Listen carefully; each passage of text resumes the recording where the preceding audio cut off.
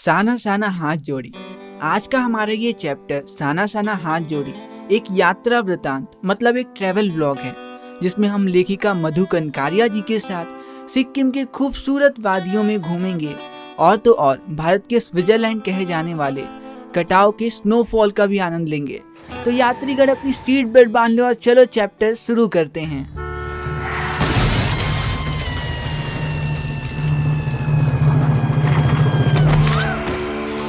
कहा था ना सीट बेल्ट बांध लो। अच्छा, हमको सिखा रिया है। ये यात्रा शुरू होती है जब लेखिका मधु कनकारिया जी अपनी दोस्त मणि के साथ ट्रेन से होते हुए सिक्किम की राजधानी गैंगटॉक पहुंचती हैं। गैंगटॉक खुद में एक बड़ा ही खूबसूरत हिल स्टेशन है जो लेखिका का दिल जीत लेता है। लेखिका गैंगटॉक को मेहनती बादशाहों का शहर भी बताती हैं, क्योंकि वहाँ के सभी लोग बड़े ही मेहनती हैं।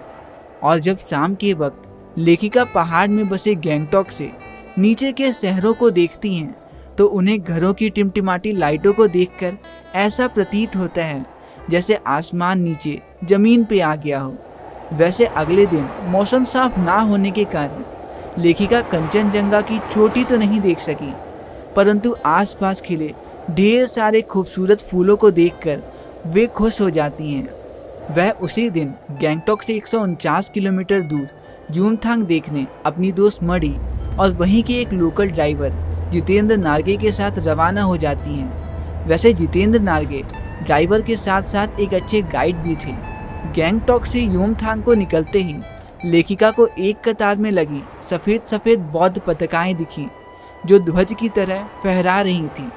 लेखिका को गाइड जितेंद्र नार्गे ने बताया कि जब किसी बौद्ध की मृत्यु हो जाती है तो उसकी आत्मा की शांति के लिए शहर से दूर किसी भी पवित्र स्थान पे 108 श्वेत पताकाएं फहरा दी जाती हैं।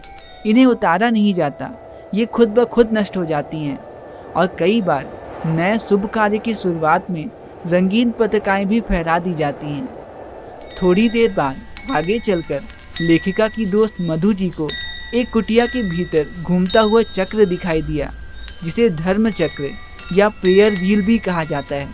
गाइड जितेंद्र नार्गे ने बताया कि इसे घुमाने से सारे पाप धुल जाते हैं। जैसे जैसे वे लोग ऊंचाई की ओर बढ़ने लगे, वैसे वैसे बाजार, लोग और बस्तियां आंखों से ओझल होने लगी। थोड़ी देर के बाद जितेंद्र नार्गे जीप को बड़ी ही खूबसूरत जगह पर रोकते हैं, जहां सामने लगातार बहते झरने थे, नीचे पूरी वेग से बह रही तिस्ता नदी थी और आसपास के खूबसूरत फूल प्राकृतिक सुंदरता में चार चांद लगा रहे थे। तभी लेखिका का ध्यान वहाँ कुछ गरीब औरतों पे पड़ा जो पेड़ पे बच्चे बांधे पत्थर तोड़ रही थी। वहीं के एक कर्मचारी ने बताया, जिस रास्ते पे आप गाड़ी में बैठे इन खूबसूरत वादियों का आनंद ले रहे हैं, उन रास्तों को ही ये औरतें चौड़ा कर रही हैं। और कई बार काम करते समय किसी न किसी व्यक्ति की मौत भी हो जाती है, क्योंकि जब पहाड़ों को डायनामाइट से उड़ाया जाता है तो उसके टुकड़े इधर उधर गिरते हैं, और यदि उस समय सावधानी ना बरती जाए तो जानलेवा हादसे भी घट जाते हैं। इन बातों को सुनकर लेखिका को लगता है कि सभी जगह पर आम जीवन की कहानी एक सी ही है। गैंगटॉक से निकली लेखिका अपनी दोस्त मणि और ड्राइवर जितेंद्र नार्गे के साथ आखिरकार 117 किलोमीटर का सफ़र तय करने के बाद लायुंग पहुंचती हैं, जहां उन्हें स्नोफॉल देखना था, लेकिन पॉल्यूशन के कारण वहां स्नोफॉल देखने को मिला ही नहीं। और ये देख लेखिका उदास हो जाती हैं और उन्हें ये एहसास होता है कि हमने एनवायरनमेंट को कितना पॉल्यूट कर दिया है। लेखिका कहती हैं, हम मैदानी लोगों के लिए तो स्नोफॉल जन्नत से कम नहीं, और उसे देखे बिना उन्हें चैन नहीं आ रहा था। तभी वहीं के एक स्थानीय युवक ने बताया, अगर आपको स्नोफॉल देखना ही है तो आपको यहाँ से 50 किलोमीटर दूर पहाड़ की ऊंचाइयों में बसे कटाव जाना होगा, जिसे भारत का स्विट्जरलैंड भी कहा जाता है। बुरी बात यह थी कि कटाव जाने के लिए हमें अपना रूट बदलना होगा और फिर वापस से लायुंग आना होगा आगे का सफ़र जारी रखने के लिए। लेकिन अच्छी बात यह थी कि कटाव को अभी तक टूरिस्ट स्पॉट नहीं बनाया गया था, इसीलिए यह अभी तक अपने प्राकृतिक स्वरूप में था और हम कटाव की ओर निकल पड़े। लायुंग से कटाव का सफ़र 2 घंटों का था, लेकिन कटाव का रास्ता वो तो बड़ा ही खतरनाक था। जितेंद्र नार्गे अपने अंदाज से ही गाड़ी चला रहा था। चारों ओर बर्फ से भरे पहाड़ थे और आखिरकार कटाव पहुंचने पर हल्की हल्की बर्फ पड़ने लगी। सभी लोग वहां के वातावरण में फोटो खिंचवा रहे थे और लेखिका, वो तो वहां के वातावरण को अपने अंदर समा लेना चाहती थी। और उस खूबसूरत वातावरण को देखकर लेखिका को यह एहसास होता है कि ऋषि मुनियों को वेदों की रचना करने के लिए इस खूबसूरत वातावरण ने ही प्रेरणा दी होगी। और वो कहती हैं, ऐसे असीम सौंदर्य को यदि कोई अपराधी भी देख ले तो वो भी आध्यात्मिक हो जाएगा। उस खूबसूरती को देखकर लेखिका की मित्र मणि, जिसने स्विट्जरलैंड भी घूमा था, वो कहती हैं, ये तो स्विट्जरलैंड से भी ज़्यादा खूबसूरत है। और उस खूबसूरत वादियों को देखकर मणि के अंदर की लेखिका भी जाग उठती हैं और उन्होंने कहा, प्रकृति अपने ढंग से सर्दियों में हमारे लिए पानी इकट्ठा करती हैं और गर्मियों में उसे पिघलाकर जल धारा बनाकर हम लोगों की प्यास शांत करती हैं। प्रकृति का यह जल संचय अद्भुत है। हम तो इन बर्फ की पहाड़ों और नदियों के ऋणी हैं जिन्हें पीकर हम अपनी प्यास बुझाते हैं। थोड़ा आगे जाने पर सेना के फौजी भी दिखाई देने लगे, क्योंकि ये बॉर्डर एरिया था और थोड़ी ही दूर पर चीन की सीमा भी थी। लेखिका फौजियों को देखकर उदास हो गई। उन्हें ये एहसास हुआ, जब मार्च में इतनी ठंड है तो दिसंबर और जनवरी की जमाने वाली ठंड में वहाँ वो किस तरह रहते होंगे। वहाँ तो जाने का रास्ता भी बड़ा खतरनाक था। खैर, आखिरकार लेखिका मधु कनकारिया जी कटाव से वापस लायुंग लौट आईं और यूमथांग की ओर निकल पड़ी। लायुंग से 25 किलोमीटर का सफर तय करने के बाद वो अपनी डेस्टिनेशन यूमथांग पहुंच ही गई। लेकिन यूमथांग कटाव जैसा सुंदर नहीं था। वो कहते हैं ना, मंजिल से ज़्यादा खूबसूरत मंजिल तक पहुंचने का सफ़र होता है। वैसे आप इस खूबसूरत सफ़र में किसके साथ इन खूबसूरत वादियों का आनंद लेना चाहोगे, मुझे नीचे कमेंट्स में बताना ज़रूर।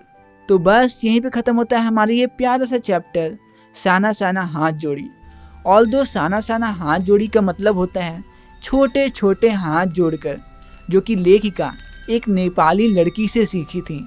तो चलो इस चैप्टर में कुछ MCQ क्वेश्चंस कर लेते हैं जिनके एग्ज़ाम में आने की प्रोबेबिलिटी बहुत हाई है।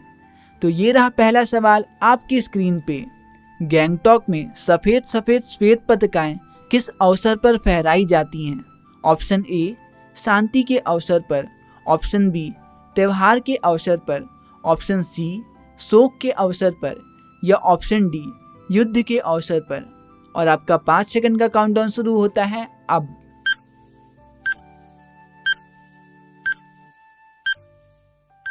और सही जवाब है ऑप्शन सी, शोक के अवसर पर। और ये रहा अगला सवाल आपकी स्क्रीन पे। लेखिका के ड्राइवर व गाइड का क्या नाम था? Option A, Jitendra Narge. Option B, Amod Sangma. Option C, Alap Dev. या ऑप्शन डी, विक्रम करियप्पा। तो आपका 5 सेकंड का काउंटडाउन शुरू होता है अब।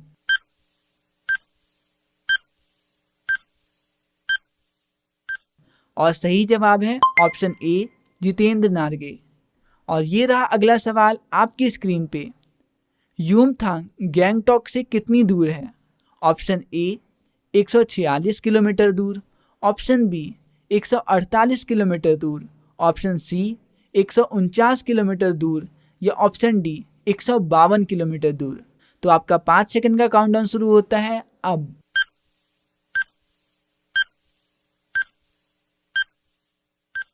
और सही जवाब है ऑप्शन सी, 149 किलोमीटर दूर। और ये रहा आखिरी सवाल आपकी स्क्रीन पे। लेखिका ने गैंगटॉक को किसका शहर कहा है? ऑप्शन ए, बहादुर व्यक्तियों का। ऑप्शन बी, ज्ञानी लोगों का। ऑप्शन सी, मेहनतकश बादशाहों का। या ऑप्शन डी, प्राचीन रीतियों का। आपका 5 सेकंड का काउंटडाउन शुरू होता है अब।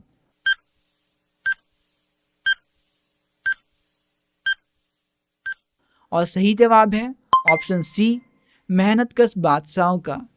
तो बस यहीं पे ख़त्म होता है हमारा ये प्यारा चैप्टर। मिलते हैं अगली वीडियो में अगले चैप्टर के साथ, और तब तक के लिए दीजिए मुझे इजाज़त। नमस्कार।